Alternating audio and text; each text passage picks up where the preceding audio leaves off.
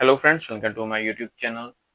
काफ़ी टाइम से काफ़ी कैंडिडेट्स को इंतज़ार था कि जो डीएवी स्टाफ रिक्रूटमेंट है फॉर 2026 उसका जो नोटिफिकेशन है, एडवर्टाइजमेंट है, वो कब आएगी, क्या इस बार का क्राइटेरिया होगा, क्या-क्या इंपॉर्टेंट चीज़ें होंगी, इस बार जो एग्ज़ाम में कुछ चेंजेस होंगे या क्राइटेरिया सेम वैसा ही रहेगा, डिफ़िकल्टी लेवल कैसा रहेगा, फॉर्म ऑनलाइन फिल होगा या ऑफलाइन फिल होगा, ये सारे जो डाउट्स हैं विद प्रैक्टिकल स्टेप्स और इसमें जो ऑफिशियल है वो मैं आपके सामने अपीयर करूंगा। सो ऐसी फ्यूचर अपडेट्स के लिए ज़रूर हमें ज्वाइन करिएगा, चैनल को भी सब्सक्राइब करिएगा और अगर आपने लास्ट टाइम सीबीटी दिया था उसके रिगार्डिंग भी ज़रूर कमेंट करिएगा, आपका ज्वाइनिंग हुआ या नहीं हुआ और लेवल पिछली बार का कैसा था। तो चलिए देखते हैं पूरा प्रोसेस। ऑफिशियल वेबसाइट ये है जो मैं आपके सामने ये अपीयर कर रहा हूँ, davrepeat.davcmc.in। अदरवाइज आप डीएवी सीएमसी की वेबसाइट पर जाकर जब आप यहाँ पर जाएंगे, विजिट करेंगे, फर्स्ट लिंक आएगा सीएमसी की वेबसाइट का। यहाँ पर राइट हैंड साइड पर टॉप पे रेड कलर में आपको डीएवी स्टाफ रिक्रूटमेंट का लिंक मिल जाएगा, ये भी सेम रहेगा। आप डायरेक्टली फिल कर लीजिए, वहां से फिल कर लीजिए, दोनों ही सेम है। वहां से आप डायरेक्टली वेबसाइट पे विजिट करेंगे। फिलहाल वेबसाइट में भी कोई अपडेट नहीं आई, बिकॉज आपका ये जो रजिस्ट्रेशन है अक्टूबर 6 से स्टार्ट होगा और पूरा अक्टूबर चलेगा। इसका जो मेन था ये जो मैं अभी आपके सामने अपीयर कर रहा हूँ, दिस वन, ये मैंने एक प्रीवियस वीडियो बनाई थी, उसमें मैंने सारा ये criteria A to Z staff recruitment के बारे में बताया था कि आपके अक्टूबर 6 से 12 तक आपका ये रजिस्ट्रेशन ओपन हो जाएगा। 6 to 31 में आपका जो फॉर्म है वो वेरीफाई अप्रूव होगा। नवंबर में आपका 1 नवंबर से लेकर 20 नवंबर तक आपका ये जो फॉर्म में करेक्शन है उसमें जो भी अपडेशंस होंगी उसमें चेंजेस वगैरह होंगे और आफ्टर फाइनल सबमिशन कोई चेंजेस नहीं होंगे और आपका जो फॉर्म है ऑफलाइन फिल होगा, देन ऑनलाइन फिल होगा, करेक्शन वगैरह होगी। स्टेप 4 में आप देख सकते हैं वेरीफाइड एंड अप्रूव होगा आपकी पेमेंट और दिसंबर में आपका जो है admit card, exam centre out हो जाएंगे और एग्जाम सेंटर जब आप चूज करेंगे on first come first serve basis पर होंगे, बिकॉज एग्जाम सेंटर्स में जो सीट्स है वो फुल हो जाती हैं कैंडिडेट्स, तो उसके अकॉर्डिंग आपने अप्लाई करना है। तो जैसे ही जो जो ऑनलाइन ऑफलाइन आएगा वो सारा कंटेंट आपको हमारे यूट्यूब चैनल पर मिल जाएगा। सो चैनल को सब्सक्राइब करिएगा सो डैट इन फ्यूचर जो भी अपडेट्स आएंगी वो टाइमली मिलती रहे और ये जो पूरे ऑफिशियल्स हैं आपको हमारे टेलीग्राम ग्रुप में मिल जाएंगे। टेलीग्राम ग्रुप का लिंक आपको वीडियो के डिस्क्रिप्शन में मिल जाएगा। लास्ट जो स्टेप है पोस्ट सीबीटी फेज 3, इसमें डेमो इंटरव्यू होगा। तो आगे देखते हैं। तो ये देखिए, सबसे पहले ये आपको पता ही है 3 फेज रिक्रूटमेंट प्रोसेस है। सबसे पहले डिफरेंट स्कूल एडवर्टाइजमेंट निकालते हैं, जोन स्कूल्स ऑनलाइन ये सारा प्रोसेस होता है। मैंने डीएवी सीएमसी वेबसाइट का लिंक बता दिया है। इसमें सबसे मेन चीज है स्क्रूटनी ऑफ कैरियर ग्राफ। ये क्या है, इस चीज को ध्यान से समझिएगा। स्क्रूटनी होती है डॉक्यूमेंट वेरिफिकेशन। जब आपका फॉर्म ऑनलाइन आप इस बार ऑफलाइन है आपका फॉर्म, ऑफलाइन पिछली बार भी ऑफलाइन था, सबमिशन करेंगे एक आप पर्टिकुलर स्कूल में, वहां से आपका डेटा वेरीफाई होगा। उसमें आपका एक कैरियर ग्राफ बनेगा। कैरियर ग्राफ में आपका होगा कि आपका जो 10th है, 12th है, ग्रेजुएशन है, पोस्ट ग्रेजुएशन है या आपका पी टेट है, सॉरी सी टेट है या एस टेट है, वो आपने जो आपकी क्वालिफिकेशन है वो कौन सी आपने डिवीजन में पास की है और कौन सी यूनिवर्सिटी से पास की है, रेगुलर किया या ओपन किया या डिस्टेंस किया, ये सारा कुछ जो है आपका करियर ग्राफ में आएगा। उसके बाद एलिजिबिलिटी क्राइटेरिया देखा जाएगा। मतलब आपने अप्लाई किया है टीजीटी के लिए, अब टीजीटी के लिए पता है आपको बीएड चाहिए लेकिन आपने किया डीएलएड, तो वहां पर आपकी एलिजिबिलिटी नहीं बनेगी, आपकी एलिजिबिलिटी बनेगी पीआरटी के लिए। और ये जब जो डेजिग्नेशन जो है आपके चेंज हो गए पीआरटी टू टीजीटी, आपको कॉल करके बोला जाएगा या बताया जाएगा और आपसे कंसेंट लिया जाएगा that you have apply for this particular post and this is the eligibility criteria. तो ये एलिजिबिलिटी क्राइटेरिया आप मीट नहीं करते तो ये आपने पोस्ट ये वाली अप्लाई करनी है इंस्टेड ऑफ दिस वन। ये चीज याद रखिएगा।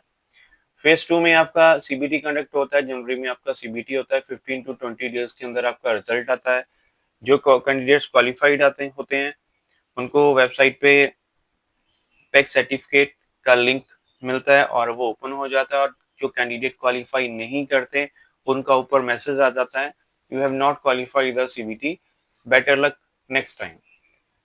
बाकी हमारे थ्रू भी सारा प्रोसेस करवा सकते हैं। जब आपका फॉर्म फिलिंग स्टार्ट होगा, फॉर्म कैसे फिल करना है, करेक्शन कैसे होगी, फोटो गलत अपलोड कर दी है। और इसमें जो सबसे मेन चीज़ है, मैक्सिमम कैंडिडेट्स गलती करते हैं। फ़ोन नंबर और ईमेल आईडी वो देते हैं, चलो फ़ोन नंबर तो ठीक है, ईमेल आईडी वो देते हैं जो उन्होंने कभी देखनी ही नहीं है।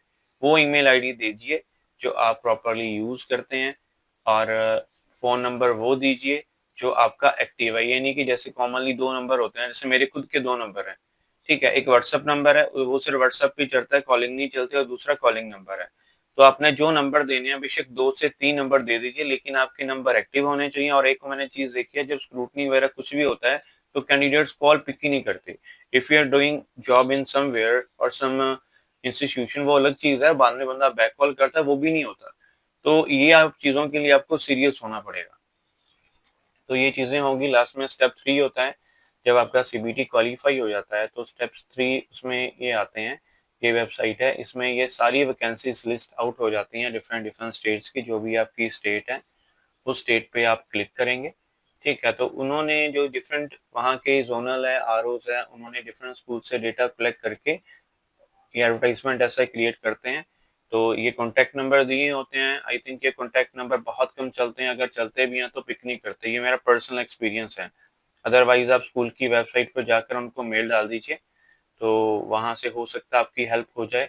अदरवाइज स्कूल आपके नज़दीक पड़ता है तो आप स्कूल भी विजिट कर सकते हैं। मैंने ये काफ़ी लास्ट टाइम भी देखा था, मैक्सिमम स्कूल्स हैं गाइडेंस नहीं प्रोवाइड करते कैंडिडेट्स को, जो मैं आपको यहाँ पर प्रोवाइड कर रहा हूँ।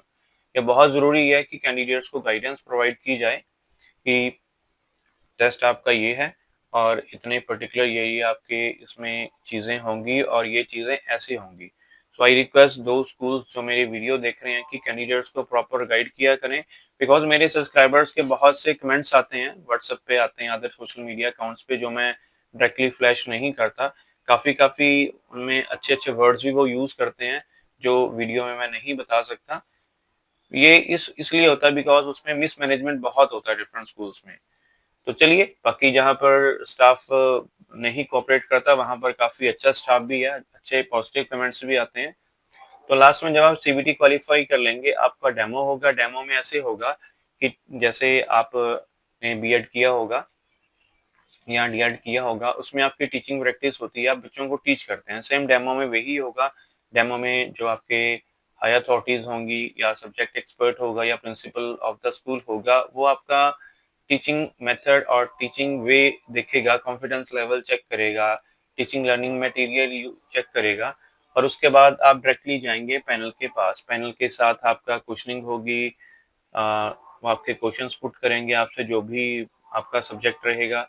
और उसके बाद आपका ये फाइनल स्टेप है सिलेक्शन, और ये सिलेक्शन आपका एडहॉक में होगा।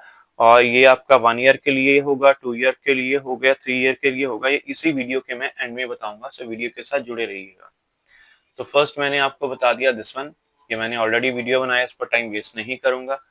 दूसरा मैंने आपको बता दिया दिस वन 3 फेज है।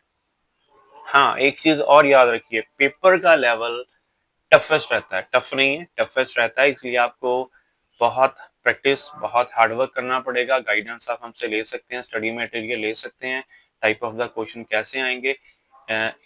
लास्ट टाइम जो इन्होंने पेपर का पैटर्न सेट किया था, उसमें थोड़ा सा चेंजेस थी। कि जो पार्ट ए था वो पिछली से पिछली बार था 40 मिनट्स का, दूसरा था आपका 60 मिनट्स का। इस बार इन्होंने चेंजेस कर दिए थे। पार्ट ए आपका 30 मिनट्स का कर दिया था, जो बहुत ही लेंथी था, 40 मिनट्स का नहीं होना चाहिए था। और पार्ट बी था सब्जेक्टिव, वो तो बहुत जल्दी कैंडिडेट्स का हो जाता था। और कैंडिडेट्स एग्जाम देने में काफी ओवर स्मार्टनेस भी यूज करते हैं। सॉरी अगर मैं कोई वर्ड गलत यूज कर रहा हूँ। बेशक आप अपने सब्जेक्ट में परफेक्ट हैं, लेकिन उन्होंने क्वेश्चन ऐसे घुमा के डाला होता है। खुद मैंने सीबीटी दिया था, पूरा का पूरा मैंने अपना टाइम जो उन्होंने दिया था, टाइम शेड्यूल, उसके अकॉर्डिंग फॉलो करके अपना एग्जाम दिया, फॉलो किया, और सारा कुछ देखा, और उसके अकॉर्डिंग काफी क्वेश्चन घुमा के दिए गए थे, और ऐसे दिए गए थे कि कंफ्यूज बंदा हो जाएगा उसमें कि हाँ यार, इसका आंसर तो ये आना चाहिए, लेकिन ये कैसे आ रहा है। तो ये सारा कुछ सोच के आपको पेपर देना पड़ेगा। और ओवर कॉन्फिडेंट मत रहिएगा, I request you, because English वालों का पेपर काफी इजी आया था, जो मेरे सब्सक्राइबर से मेरी बात हुई। आगे प्रोसीड करते हैं। बाकी मेरी कोई आपको बात बुरी लगे तो सॉरी टू से। अब चलते हैं नेक्स्ट पर, जो already in DAV staff working में है, ठीक है। अब उनका कॉन्ट्रैक्ट तो 2024 से 2026 तक था। क्या उनका कॉन्ट्रैक्ट वही आगे प्रोसीड होगा? क्या वो परमानेंट हो जाएंगे? क्या उनको आगे ही प्रोसीड कर देंगे विदाउट टीबीटी? क्या होगा? तो ये पॉइंट नंबर 6 है, ध्यान से पढ़िएगा, बहुत जरूरी पॉइंट है। कहते हैं all contractual guest faculties who whose contract is going to expire in 2026 year 2026 and are willing to continue in DAV, जिनका कॉन्ट्रैक्ट 2026 में एक्सपायर होगा और वो डीएवी में कंटिन्यू करना चाहते हैं, have to appear in CBT 2026, तो उनको सीबीटी 2026 क्वालिफाई करना होगा। अदरवाइज नहीं करेंगे, नहीं होगा तो आपको एज ए गेस्ट फैकल्टी वहां पर अपॉइंट किया जाएगा। और रेगुलर स्टाफ, ये तो चलिए पॉइंट नहीं इतना मैटर करता, बिकॉज जो रेगुलर स्टाफ है वो कम ही अपग्रेड करता है, बिकॉज उनको 10 ईयर वगैरह लग जाता है। लेकिन अब तो सीबीटी कंपलसरी कर दिया सीएमसी ने। Regular staff eligible for upgradation to higher post, for example कोई कैंडिडेट है XYZ और वो वहां पर पीआरटी लेवल पे जॉब कर रहा है एंड ही और she want to upgrade their designation, वो टीजीटी बनना चाहता है, तो उसके लिए उस पर्टिकुलर कैंडिडेट को भी सीबीटी में अपीयर होना पड़ेगा, जो भी उसका XYZ सब्जेक्ट है, but in consultation with the principle of the school. ठीक है, वैसे प्रिंसिपल्स को कोई ऑब्जेक्शन नहीं होता, अच्छा ही है कि अपना जो एम्प्लॉय है वो अप जाए।